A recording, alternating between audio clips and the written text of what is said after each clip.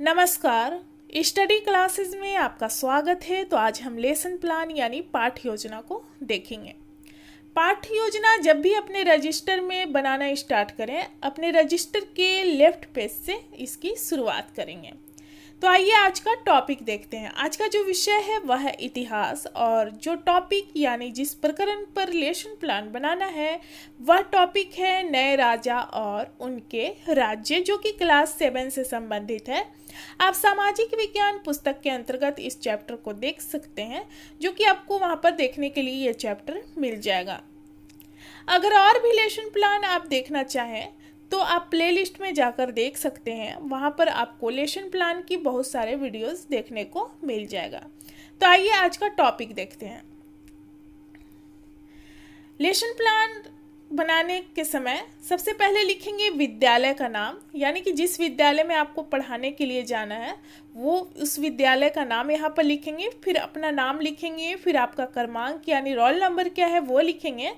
विषय हो जाएगा यहाँ पर इतिहास, और प्रकरण यानी जिस टॉपिक पर आपको लेसन प्लान बनाने के लिए मिला है वो लिखेंगे। तो जैसे यहाँ पर है नए राजा और उनके राज्य, किस क्लास के लिए है तो 7 क्लास के लिए। कितने समय तक आपको पढ़ाना है तो 35 या 40 मिनट की क्लास होती है वो लिखेंगे। किस घंटे में आपको पढ़ाने के लिए मिला है, डेट क्या है और आपका सत्र कौन सा चल रहा है, उन सारी चीज़ों को यहाँ पर लिखेंगे। उसके बाद आता है सामान्य उद्देश्य। सामान्य उद्देश्य में आपको 4 या 5 पॉइंट लिखना होता है, जो कि विषय से संबंधित होता है। इसका उद्देश्य क्या है तो जिसमें हम देखेंगे, पहला नंबर है छात्रों में इतिहास विषय के प्रति रुचि उत्पन्न करना। दूसरा नंबर है छात्रों में ऐतिहासिक दृष्टिकोण का विकास करना। तीसरा है छात्रों में सामाजिक व्यक्तित्व का विकास करना। चौथा है छात्रों में कल्पना व चिंतन शक्ति का विकास करना। और पांचवा है छात्रों को मानव समाज के विकास से अवगत कराना। उसके बाद विशिष्ट उद्देश्य में हम 5 पॉइंट देखेंगे, जो कि हमारा प्रकरण से संबंधित होता है। तो यहाँ पर प्रकरण है नए राजा और उनके राज्य। तो विशिष्ट उद्देश्य में यानी कि इसका उद्देश्य क्या है प्रकरण का, हम देखेंगे। पहला पॉइंट जो है इसके अंतर्गत हम 5 पॉइंट को देखेंगे। तो पहला नंबर है छात्र जो है नए राजा और उनके राज्य के बारे में जान सकेंगे।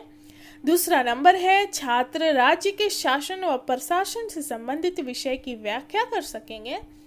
तीसरा नंबर है छात्र चोल राजवंश और उनके साम्राज्य के प्रशासन के विषय से अवगत हो सकेंगे।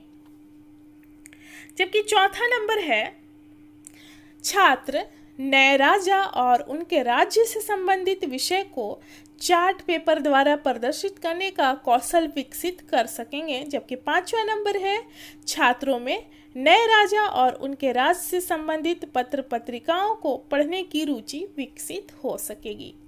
उसके बाद हम राइट पेज में आएंगे।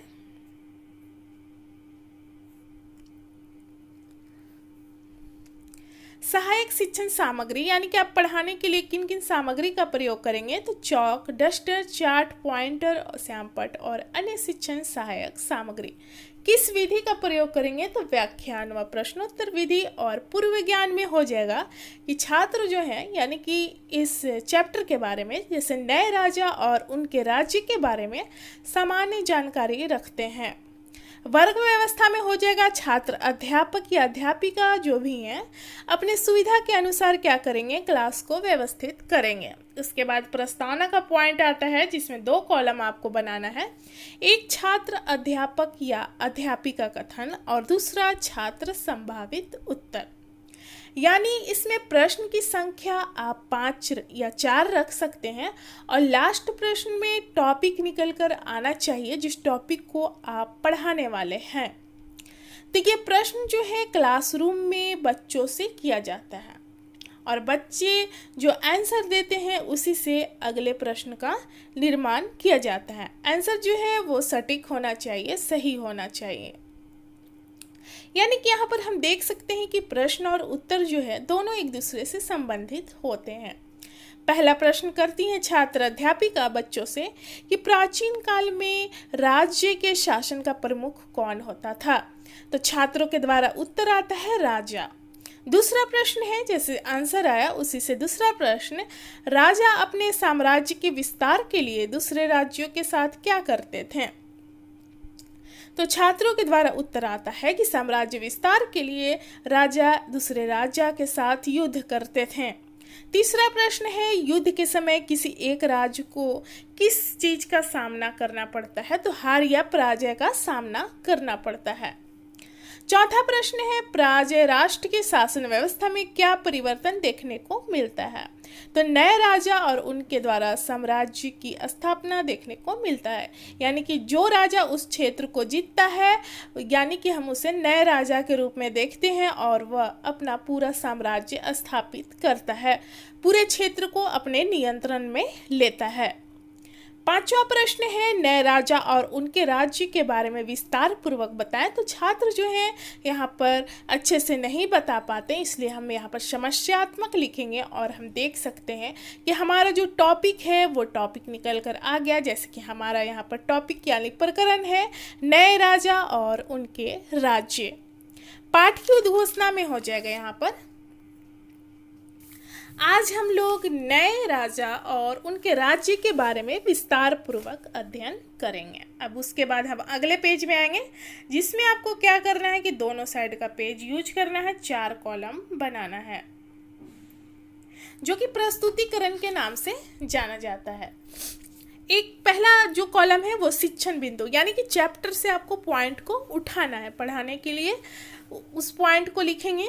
फिर छात्र अध्यापिका क्रियाशीलता, यानी कि पॉइंट को एक्सप्लेन करेंगे आप क्लासरूम में, तो उसको यहाँ पर लिखना है। और तीसरा कॉलम है छात्र क्रियाशीलन, यानी कि छात्रों का व्यवहार किस तरह का रहेगा क्लासरूम में, उसको यहाँ पर लिखेंगे। और श्याम पट कार्य यानी कि आप ब्लैक बोर्ड यूज करते हैं पढ़ाने के लिए बच्चों को, तो उसी तरह यहाँ पर लिखना है। और आप चाहें तो ब्लैक चार्ट पेपर चौथे कॉलम में यूज कर सकते हैं। तो शिक्षण बिंदु के अंतर्गत हम 4 पॉइंट को देखेंगे, जिसमें पहला है नए राजवंशों का उदय, दूसरा पॉइंट है चोल साम्राज्य जो कि नीचे है। हम इस पेज में 2 पॉइंट को देखेंगे और अगले पेज में भी 2 पॉइंट को देखेंगे। यहाँ पर देखते हैं, 7वीं सदी आते आते उपमहाद्वीप के विभिन्न भागों में बड़े भूस्वामी और योद्धा सरदार अस्तित्व में आ चुके थे। अधिक सत्ता और संपदा हासिल करने पर अपने आप को ये लोग महासामंत, महामंडलेश्वर यानी कि पूरे मंडल का महान स्वामी घोषित कर देते थे।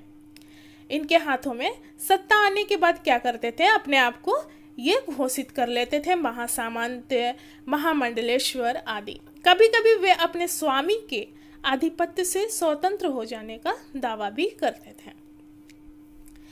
जैसे उदाहरण दक्कन में राष्ट्रकूट। दक्कन के राष्ट्रकूट कर्नाटक के चालुक्य राजाओं के अधीनस्थ थे। 8वीं सदी के मध्य में एक राष्ट्रकूट प्रधान दंती दुर्ग ने अपने चालुक्य स्वामी की अधीनता स्वीकार करने से इनकार कर दिया, फिर उसे युद्ध में हराया और हिरण्यगर्भ नामक एक अनुष्ठान भी किया। यह अनुष्ठान जो था ब्राह्मणों की सहायता से संपन्न किया जाता था, जिसका अर्थ होता था याजक जन्मना क्षत्रिय ना होते हुए भी क्षत्रिय के रूप में दोबारा क्षत्रियत्व प्राप्त कर लिया। यानी कि जन्म से राजा ना होते हुए भी वो दोबारा क्या है कि राजा यानी क्षत्रियत्व प्राप्त कर लिया। इसी से संबंधित प्रश्न करती हैं छात्र अध्यापिका बच्चों से कि किसने चालुक्य स्वामी की अधीनता स्वीकार करने से इनकार कर दिया था। तो छात्रों के द्वारा उत्तर आता है राष्ट्रकूट प्रधान दंती दुर्ग ने। छात्र क्रियाशीलन में देख सकते हैं कि छात्र जो है ध्यानपूर्वक कक्षा में छात्र अध्यापिका द्वारा पढ़ाए जा रहे कथनों को सुनेंगे। और श्याम पटकार में देख सकते हैं नए राजवंश का उदय जो है 7वीं 8वीं सदी के मध्य में अनेक नए राजवंश का उदय देखने को यहाँ पर मिला। अब उसके बाद आते हैं चोल साम्राज्य।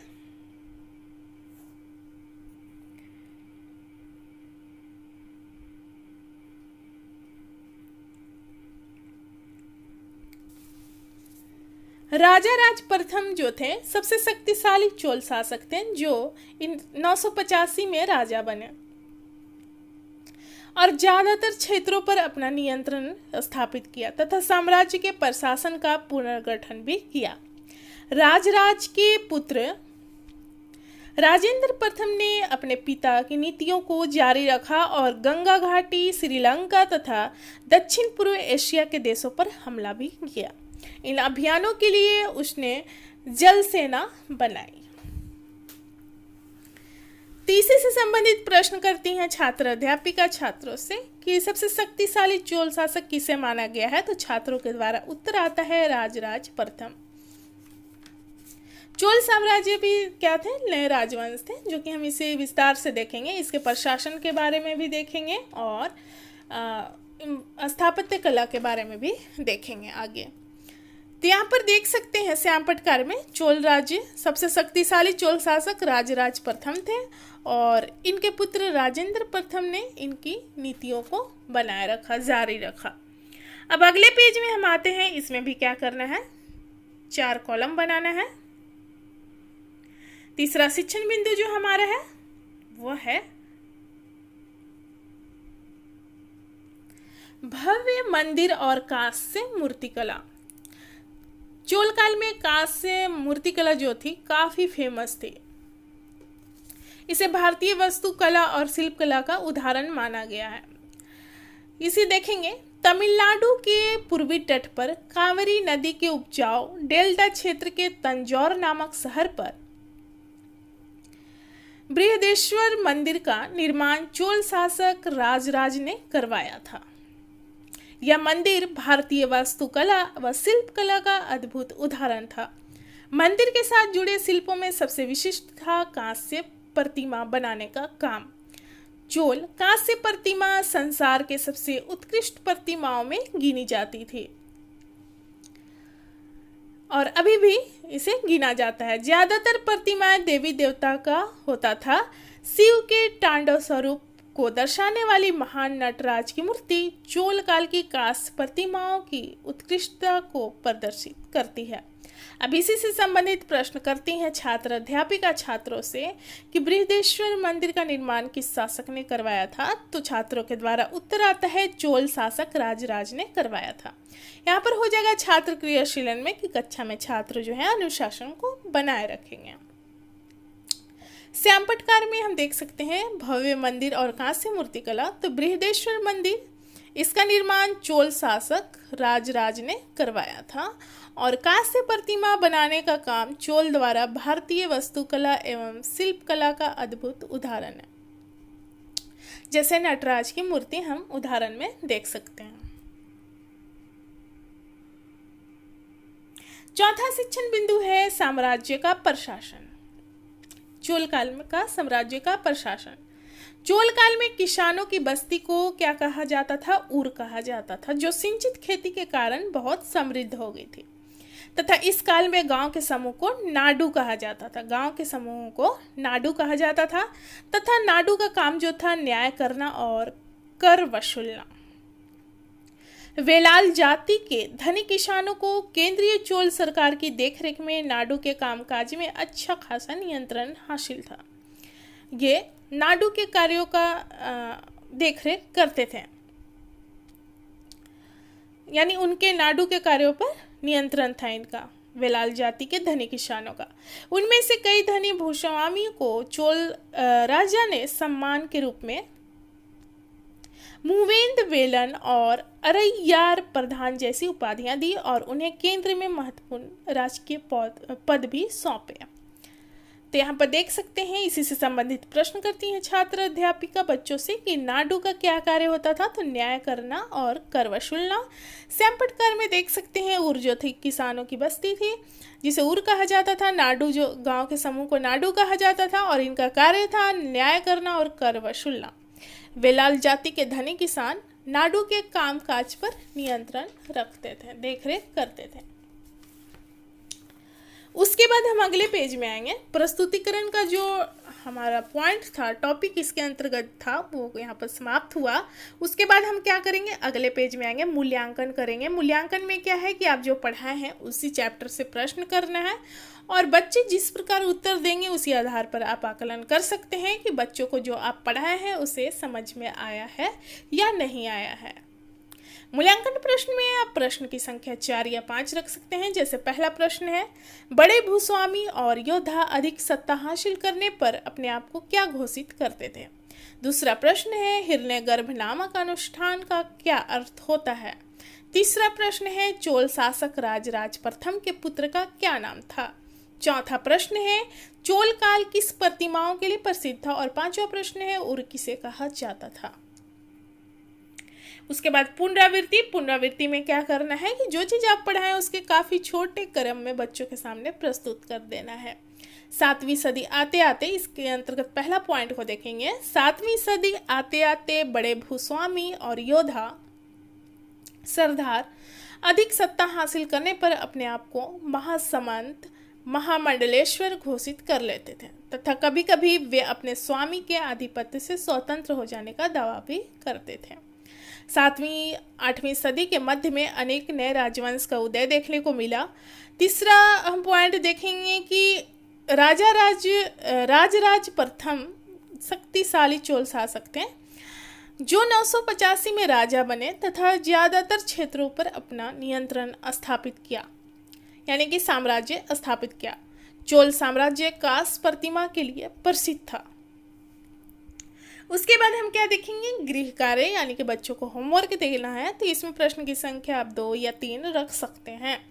प्रश्न ऐसे देना है बच्चों को कि वो घर में आसानी से कर सकें, उनको कठिनाई ज़्यादा ना हो। पहला प्रश्न है, हिरण्यगर्भ नामक अनुष्ठान क्या है। दूसरा प्रश्न है, चोल साम्राज्य का वर्णन करें। तो जो लेसन प्लान यानी पाठ योजना है यहाँ पर समाप्त होता है। मिलते हैं अगले वीडियो यानी अगले लेसन प्लान के साथ। धन्यवाद।